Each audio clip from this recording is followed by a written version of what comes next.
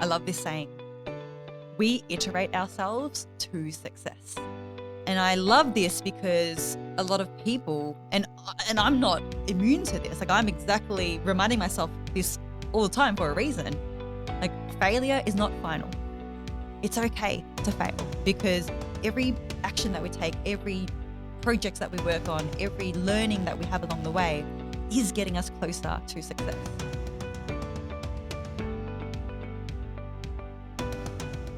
Welcome to the Founder Podcast. I'm Magnus Olson and my co-hosts today are Jonathan Baker, Big Benny, and our special guest today is Trang Nova. Welcome to the podcast. Thank you for having me. I'm delighted to be here. Fantastic. Now, let's start with just running through your background and how that's influenced your approach to running a business. How much time do we have? Because this can be a big story. To start, I'll share that I'm Vietnamese-Australian and I'm proud Vietnamese-Australian, but I haven't always been. Because when I was young, I grew up speaking Vietnamese before I could speak English. And for that, I was bullied in school. So I became very withdrawn, very quiet. My parents, being immigrants from Vietnam, they're very academic focused. So my career options growing up was to become a doctor, a lawyer, or a disappointment. But being sporty, I met them in the middle and I chose to go into physiotherapy. So I graduated as a physiotherapist and practiced for a few years. And during those few years, I found that the most rewarding part of my job was not just when my patients came to me saying that they could run faster or that their pain had gone away, but from the work that we'd done together, their life was better. And that was what really lit me up. So that's when I started to actually expand my realm of coaching.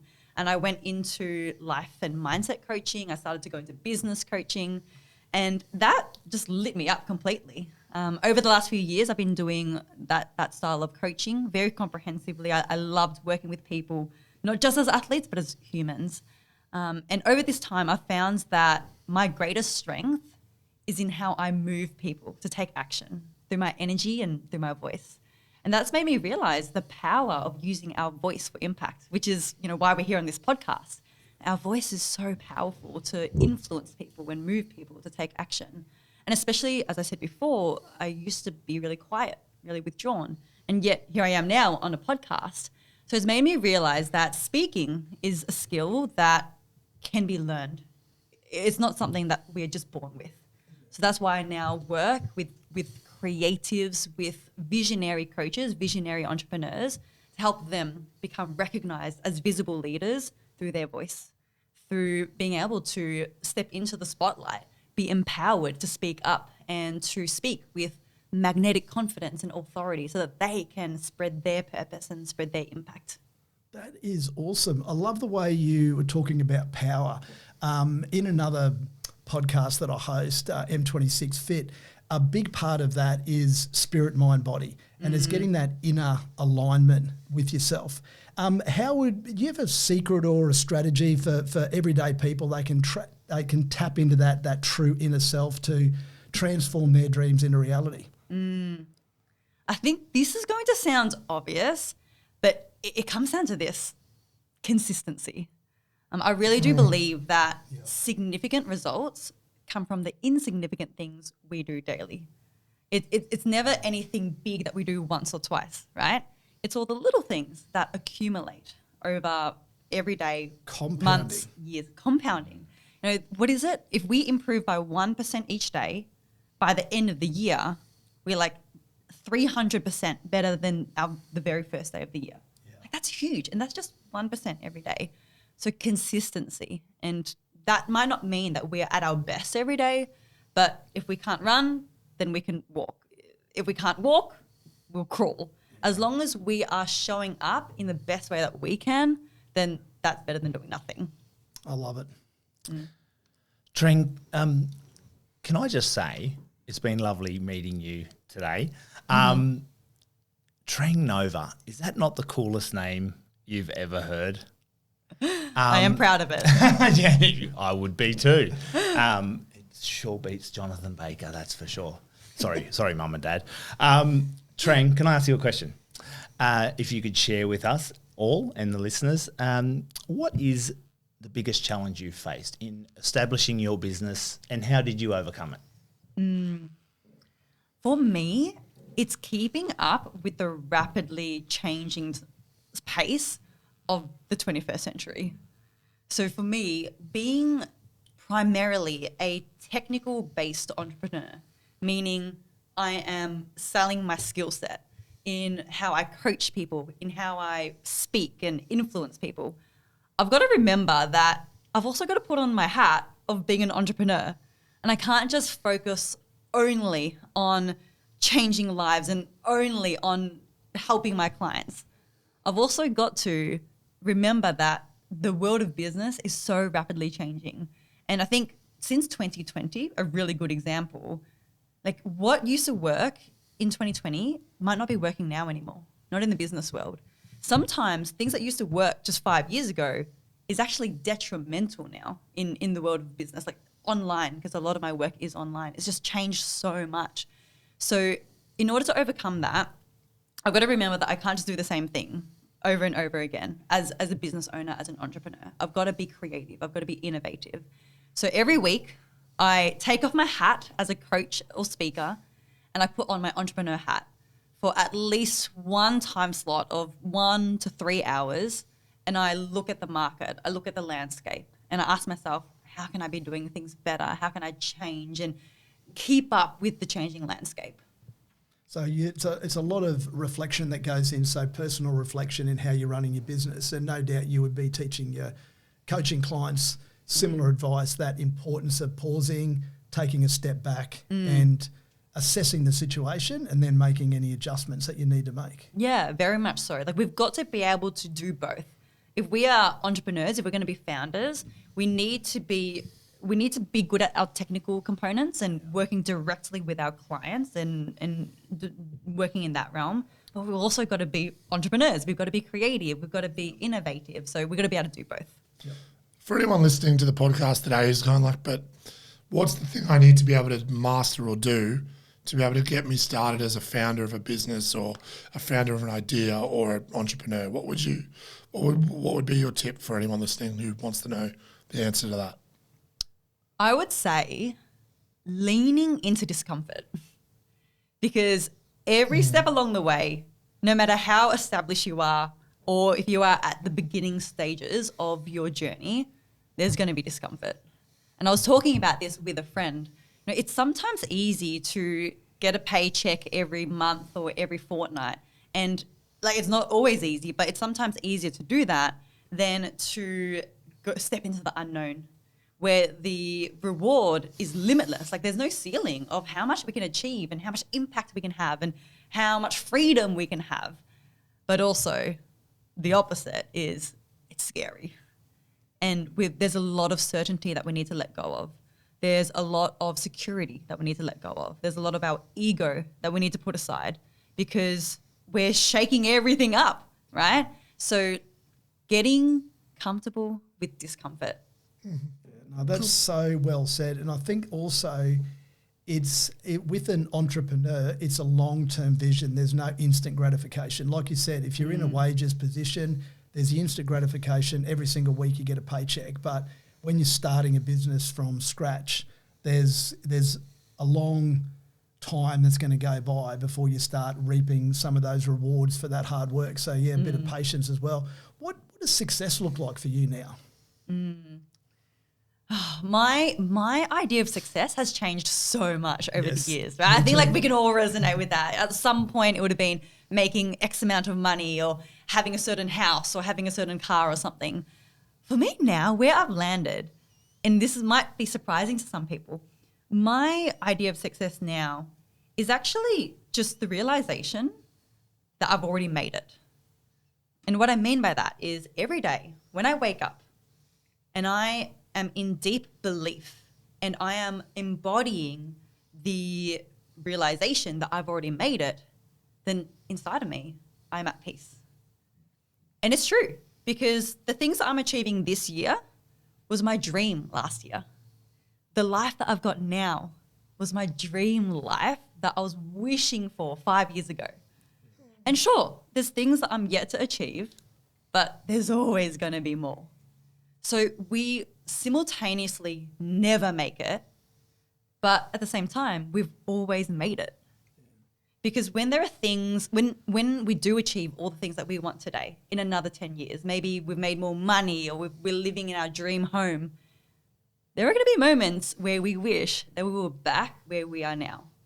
Like 10 years from now, maybe we want the youth that we've got today. Maybe we want the freedom that we've got today or the lifestyle that we've got today in different ways.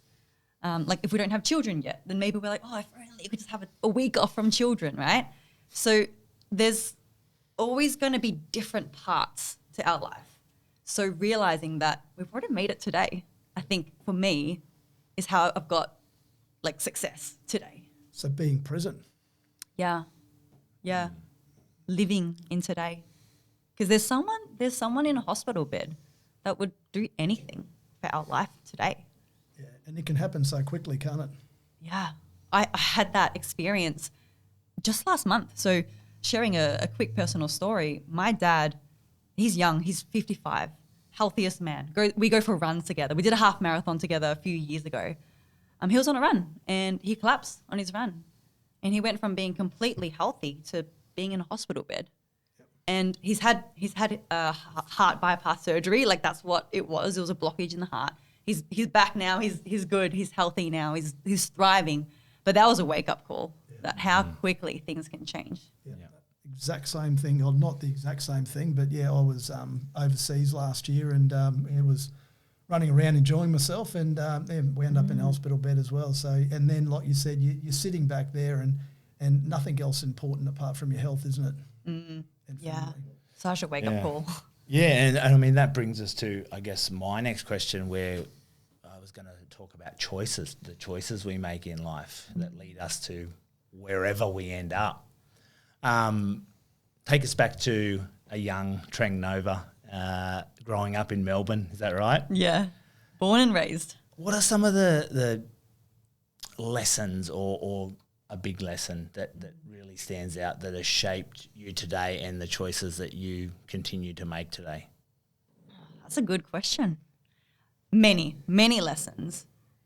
But the one that stands out most to me, like being raised in an immigrant family, my parents very focused on academia, was the lesson of discipline. And we were talking about this before we started recording. Like I grew up learning the piano. It was half an hour of practice every day for 8 years. You know, unless we were traveling, that was the discipline. I'd finish school, would come home and do extra tutoring or extra study after school. So the lesson that my parents drilled into me from a young age was the importance of discipline. And I've still got that today. Like anyone who knows me knows that I am a little bit too regimented with my routine sometimes. I time box my calendar. So I know what I'm going to be doing at 3 p.m. next Tuesday because I've already time boxed it in advance. And that's how I make sure that I get everything done. You know, like I need to make sure that I do my morning routine, my exercise routine. That's something that I believe has served me really well. Because what does your morning routine look like? I'm very regimented with it. So the one thing that I have to do every morning is my exercise. That is what helps me to feel good, to wake up. Like people have coffee to wake them up. So I don't drink coffee. Exercise is my coffee. And without my exercise in the morning, then I don't feel awake for the day. So if I've got a 5 a.m. flight or 6 a.m. flight, usually I will wake up before and I'll just work backwards. All right, I got to wake up 2 hours before, do my workout, have my shower, eat breakfast, and then go start my day.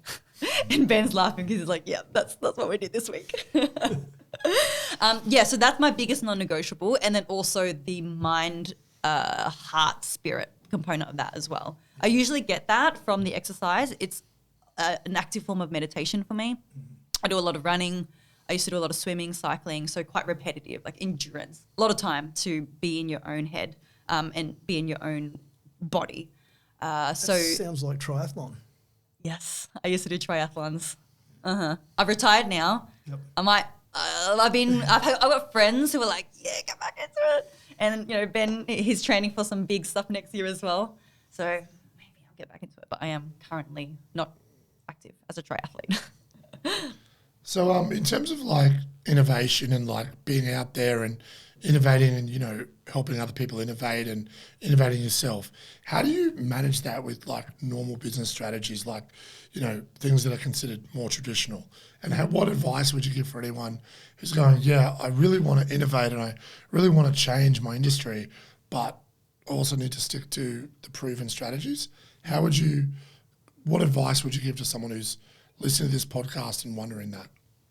Yeah, this is a good question, because I imagine 10 different entrepreneurs would answer this question 10 different ways, right? 100%. For me, because of my background, coming from a science background, coming from being a physiotherapist, I'm very data driven. Like, I need evidence that something is working or something's not working, and then I use that. So for me, I look at a lot of data and I'm doing my regular check-ins of, okay, what's my strategy? What's the result that's come from that over the last 30 days? And then I'll use that to inform my next choices. So that might look like, okay, if this is going well, I'm just going to keep doing this. If this is not going well, I need to innovate, and I need to innovate fast. I've had to learn that lesson the hard way where, like I said before, you know, I got comfortable and I was doing the same thing for a very long time, and then I had to pay for that.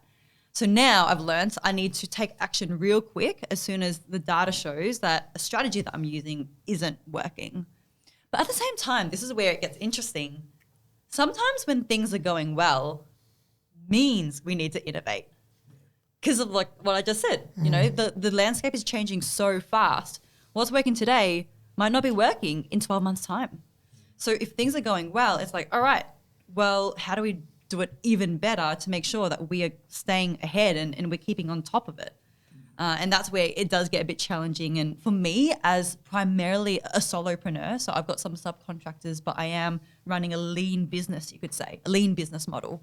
I can be more agile and I can make more decisions without having to consult a whole board of people, which is an advantage that I get to enjoy, because I can like try out things and adjust quite quickly. So that is something that I get the privilege of having that I know not every company has.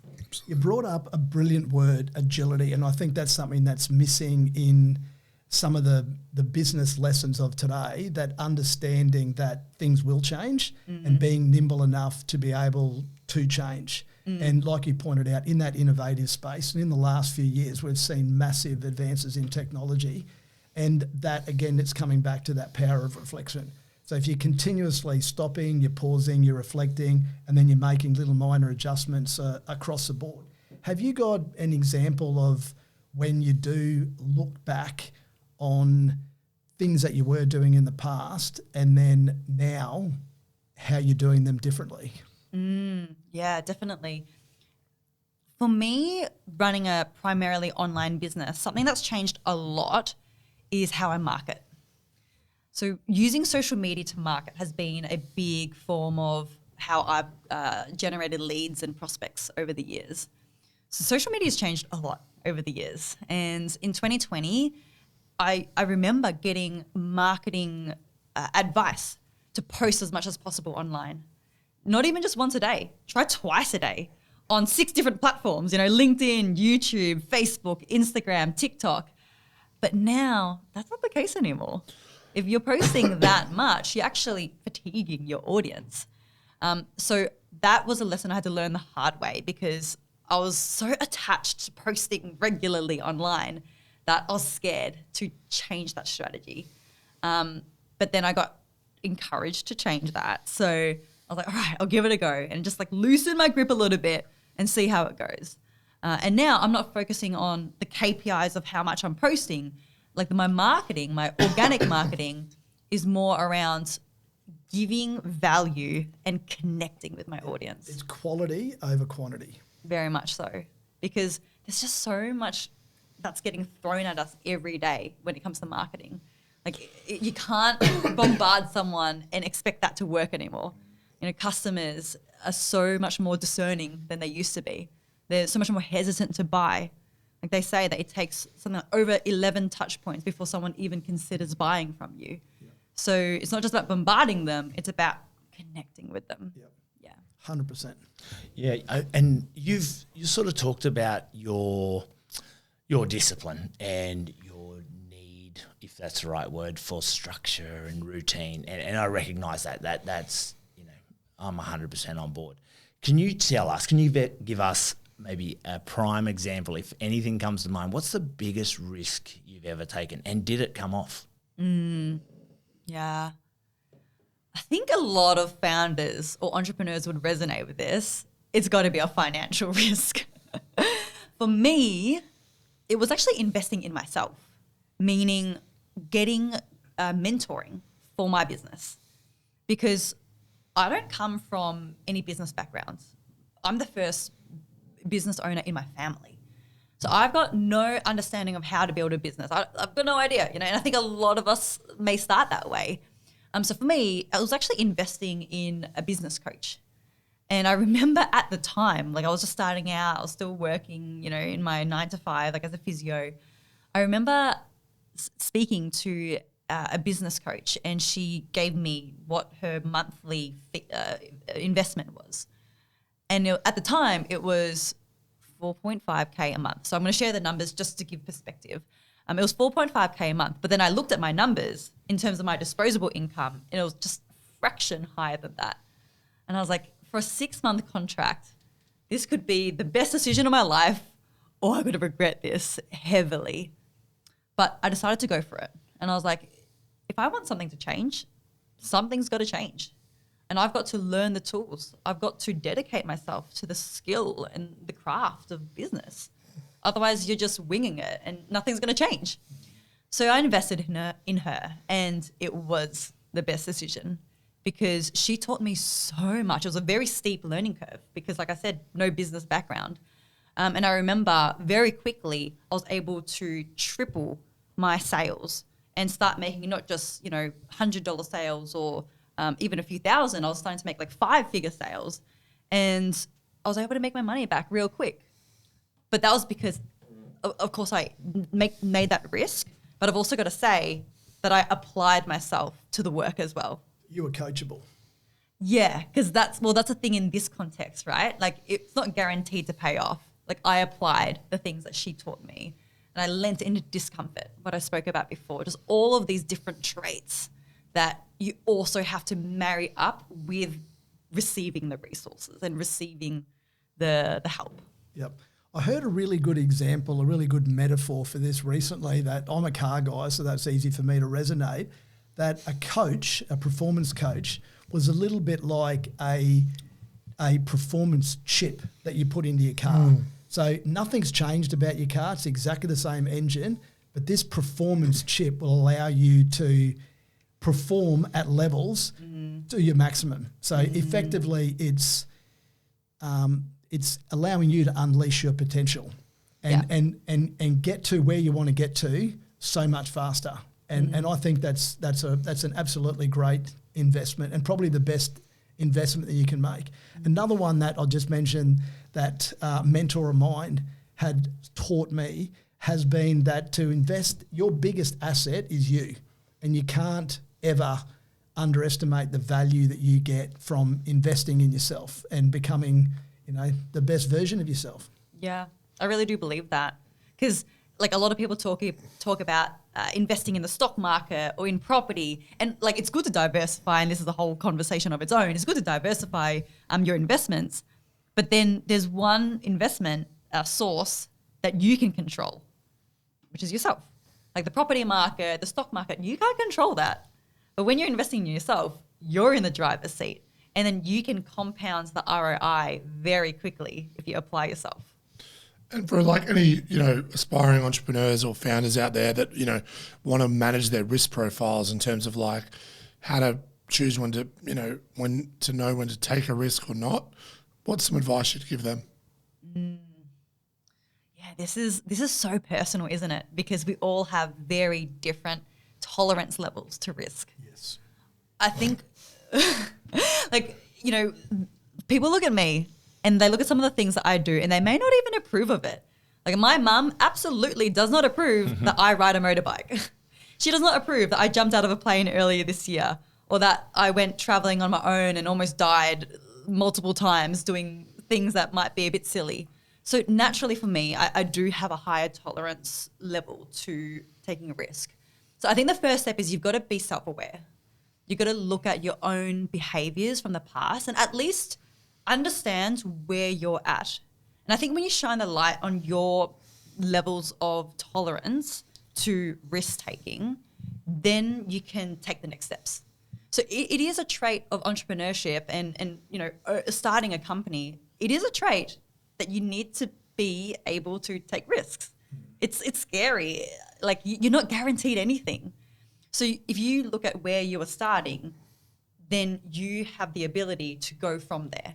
Maybe you realize that you have a very low tolerance threshold to risk, especially in the realm of finances maybe. Or maybe it's in the realm of putting yourself out there and risking your reputation. Like there are many different types of risk.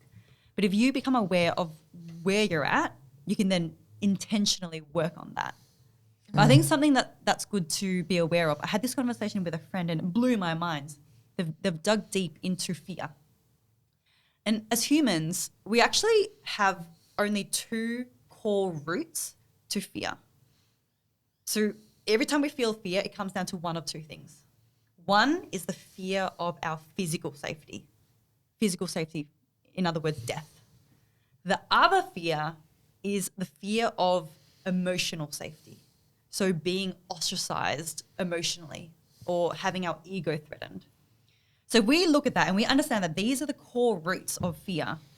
We can have a real conversation with ourselves and be like, all right, if I'm going to invest this money, or if I'm going to put myself out there and start something new that no one would expect of me, is it really going to be a threat to my life? Am I going to be ostracized from society for doing this? And I think when we have that real conversation with ourselves, then it helps us realize, what's the worst that can happen? Perspective. Yep. Yeah. And of course, we've got to be reasonable and we've got to also look at the numbers. We know that when we're starting a small business, the odds are against us. And most small businesses fail. So we do need to be aware of that. But also, like I said, when it comes to founding and starting a company, starting a business, you've got to become more comfortable with discomfort and taking risks. I'm curious, what are your values and principles that are non-negotiable for you? There are many. So I don't do like gimmicky surface level stuff. I don't do short-term fixes as a coach, and like it's not about promising short-term fixes. My biggest one would be working with heart-centered individuals. Like this is the reason why I shifted careers and started my business. This is the reason why I left physiotherapy, because I wanted to make more of a difference in the world. Like I wanted to help people achieve goals beyond their sporting goals. And that is very necessary. And there are people who are made to help athletes and made to help them achieve their dreams. But for me, I was like, all right, I've got this vision for the world and I want to really help the world. So that it doesn't interest me to be working with people who don't align with that vision. It's like, sure, you can make more money, but if you're only making more money because you want to make more money for yourself and you have no regard for making the world a better place, then that is against why I do what I do. I love that. Lead with your heart, manage with your head. Oh, I like that. I haven't heard that one before. Let that one sink in. A wise man told me that. And it wasn't me. I know what you're thinking. Trang, somebody who is, I would say is on their journey. You are well and truly on your way by the sounds of it. Is there any advice you could give for a budding entrepreneur in the early stages? What do you think? Should they prioritize stabilizing or growing? Oh, hitting me with the hard questions. I like it though. Okay, I think both are important to take into consideration. But if I had to choose one, I would say stabilizing and stability. And the reason I say that is because, like I said before, most small businesses do fail, right? Like that there's been research to show that. I think it's the US Bureau of Labor statistics. found that 20% of small businesses fail in the first 2 years. And it's something like 50% after 5 years and then 70% after 10 years, right? So then the odds are against us. Now, these businesses, they're not failing due to a lack of profit. Like, they're failing not due to not making a small profit. They're failing due to many other things. Really poor cash flow, so that they're not just making a small profit, they're losing money and consistently losing money. They're failing due to a lack of systems. They're failing due to poor management, like rushed decisions. And I think that like these poor decisions, poor cash flow, that's more likely to come from trying to grow too quickly rather than trying to grow at a stable way. So I would say to focus on growing, but in a stable way, like focusing on the stability, because like we're in here for the long game. Like, it's not about trying to compete with your friends and trying to make X amount of profit or double or triple your profit in the first year or two. It's about still being here in 30 years. Right? If you're starting something because you have a mission, because you want freedom and flexibility, it's like any goal, losing weight. It's not about where you're at in 2 months. It's about where you're at in 20 years at the end of your life. So I would say stability. And what would you say is the most controversial business decision that you've made?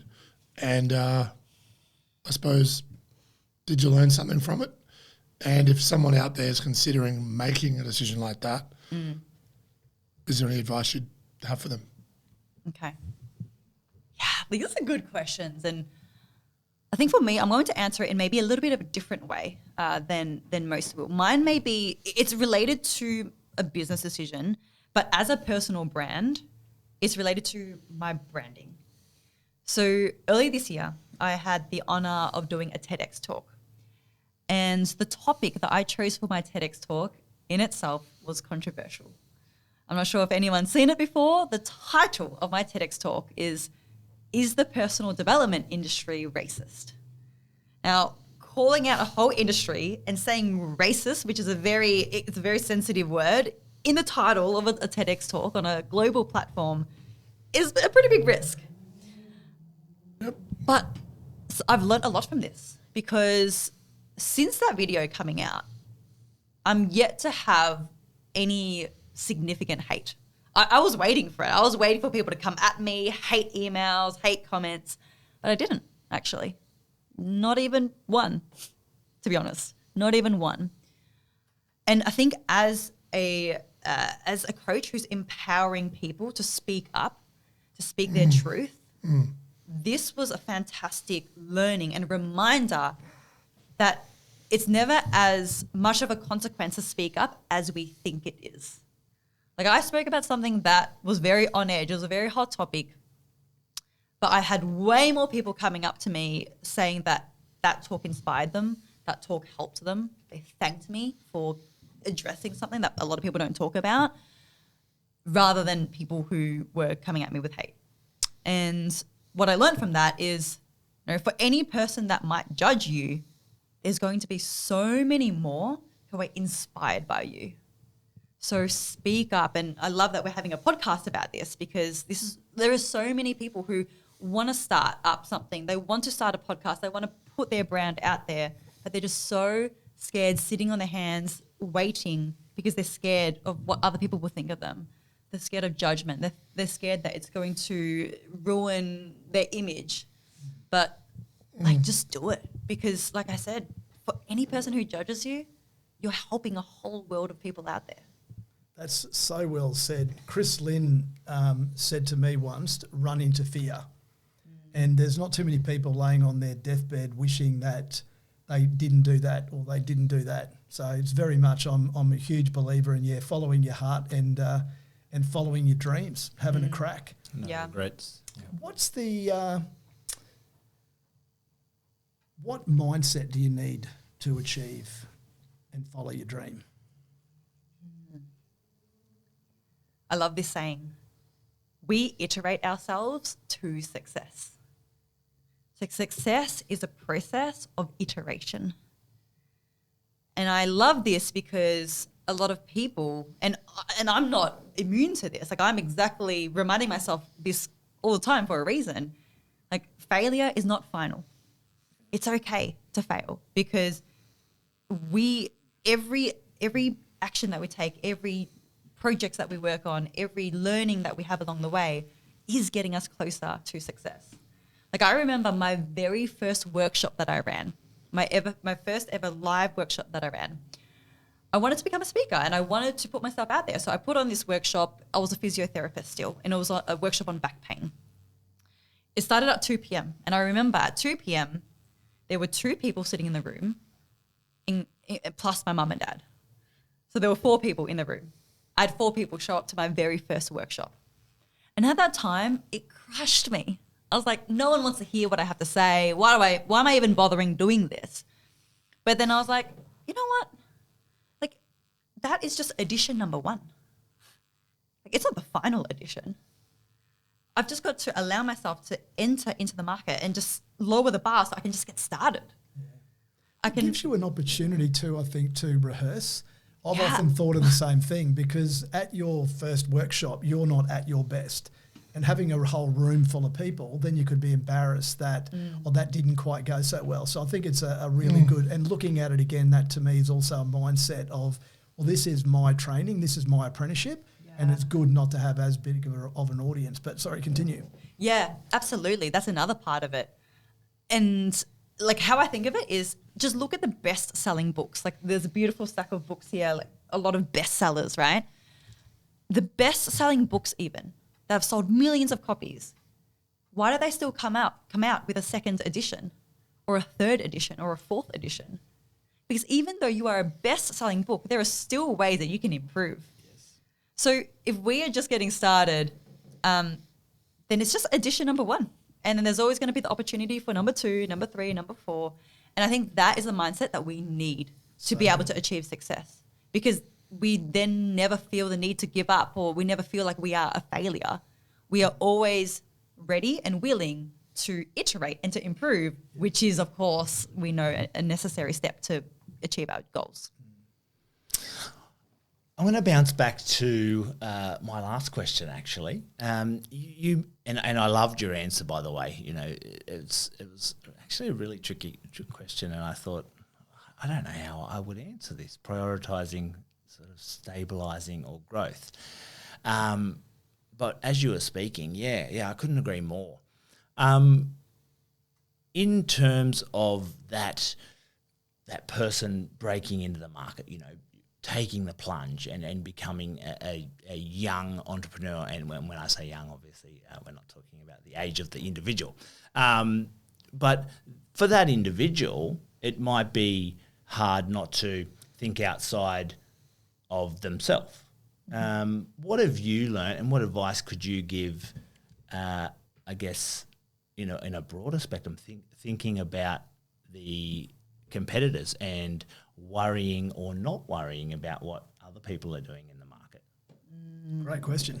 Yeah, very. And like all these questions that you're asking me, I just know that there are so many answers to the same question. Like I said, you know, ask 10 people, all 10 people say different things. For me, my perspective, and once again, it's actually changed and evolved over the years, where I'm at now and what resonates with me most at the moment is we don't have any competitors, in that we are all so unique and we are all the perfect mold of ourselves, whether we're a personal brand or we're running a company, doing our own thing, that there's enough abundance in the market for us all to do what we do best. So if we focus on what we do best, then that's the main thing, rather than being constantly diverting our precious resources of our focus and our energy into what our competitors are doing and getting so worried and anxious about what our competitors are doing. I've actually received advice before about, you know, check out what your competitors are doing, because then you can always be on top of what ways they are bringing out new products or services, and then you can, you know, copy them to make sure that you're not left behind. But then how I think of that is, you know, if you're always copying your competitors, then one, you're never going to be unique and have your own corner of the market. You're always going to be sharing the market with them. But 2, you're going to always be one step behind. And when you're one step behind, how are you going to stand out? How are you going to be able to attract your own audience? They're already going to be working with your competitor. So that's my perspective. And I know that not everyone would necessarily agree with that. And I think it differs between different industries and different businesses as well. So I'm speaking from my experience in my area, which is being a personal brand and being in the coaching industry. So, please take what is relevant for you and learn from all the other speakers and everyone else that you follow. But that's my personal perspective. And for all of our listeners out there, I mean, you've obviously talked about a lot of advice you have taken on board or you've heard about and all of that today in terms of becoming the person that you are today. What's a piece of advice that you've ignored? I would say one is what I just mentioned, like to copy your competitors. I've definitely ignored that after having to learn because, when you're just starting, you just do what you're told. Another piece of advice that I have ignored would be this is one that could be controversial as well, is hustle your way to success. I believe in hard work. Like I said before, I know what I'm doing at 3 p.m. next Tuesday because I am so focused on being as productive as possible, making the most of my 24 hours in a day. I don't shy away from hard work at all. But I am a human being that's very multifaceted, and I do my best work when I'm also nurturing my family, when I'm also nurturing my friendships, my romantic relationship, when I am doing my hobbies and doing my exercise. And I personally find that I do best when I have a more well-rounded life. Balance. What's that? Balance. Balance, yeah. And balance looks different for everyone, right? Like there are people who work 100-hour weeks and they feel good. They're happy and they're at peace. Like that is their balance. For me, I work definitely more than 40-hour weeks. I think a lot of us entrepreneurs do. But yeah, I need to, of course, still have my daily time to myself to do my exercise. I need time every week to spend with family and friends. So yeah, I don't necessarily believe in hustling your way to success because yeah, you're burn out sooner or later. But you've got to be, instead of hustling, my perspective is be intentional on your way to success. Build real relationships to achieve success. Like there are so many other avenues that will be more long-lasting to achieve success. So before we jump into the quick fire questions, any last comments? I had one more I just wanted to ask. It was around, and I mean, sitting here talking to you now, I can't imagine anyone ever offering criticism your way. But as a realist, I think it's probably happened at some point, right? So, has this happened? How did you deal with it? What did you learn? Oh, good one. And I think this relates back to what we were talking about before, about fear of judgment, right? It's such a big hindrance to many of us taking action is, that the fear of judgment and then, getting criticism. I think back to a time when one of my social media posts went viral. So like I said, a lot of my marketing is on social media. And this video, it went viral. It got over 2 million views. And there was a lot of love. There's a reason why it went viral. It was a great video. It was a video of me talking about how I can be more than one thing. I can be a professional. I can be on stage in my slacks or in my blouse, my shirt. But I can also be an adventurer. I can ride my motorbike. I can go traveling. So I'm talking about how I can be many things. Got a lot of support, but also got a lot of hate. A lot of hate in the comments. And I remember it ate me up. I'd be sitting there looking at these comments of people saying, this girl, she doesn't know what she's talking about. What does she know about the world? She's so young. Like, get some experience before you speak. Like, maybe people were actually commenting on my appearance as well. It was a very short video. I think it was 10 seconds or something. So that's what they're latching onto, right? What they see in that 10-second video, my appearance or what I'm saying in that video. And I remember it ate me up. Wouldn't be able to sleep. Would just have it hanging over my head. Would have that uneasy feeling in my stomach. until I sat down and I was like, hold on a second. Hey, there's these people who've seen a 10-second video of me. And like, who are they to be taking the time and energy to give this criticism and this hate? They're probably in their mother's dark basement with nothing else better to do than to be typing on a keyboard, hating on strangers on the internet, right? They're probably not living their best life. They're probably not very happy within themselves. That's why they're using and directing their energy to do that. So then that led me to have this mantra that haters are never doing better than you. Haters are never doing better than you. If they are, they wouldn't be hating. They would be supporting you. They know how hard it is. They know that it ain't easy, and they would be supporting you and understanding that your failures are actually inspirational and that you're doing really well if you're failing. It's the haters that may be insecure about themselves, that might be jealous, that might be triggered seeing you put yourself out there because they wish they were doing that. And then when I realized that, I was like, okay, cool. Whatever their comments are, it's more about them than me. It's not a reflection of me. It's a reflection of them. Well said. Well said. Quick fire questions. Are you ready? Here we go. Okay, bring it on. Let's go. The pressure. A podcast that keeps you inspired. Diary of a CEO by Stephen Bartlett. I love it. Early mornings or late nights?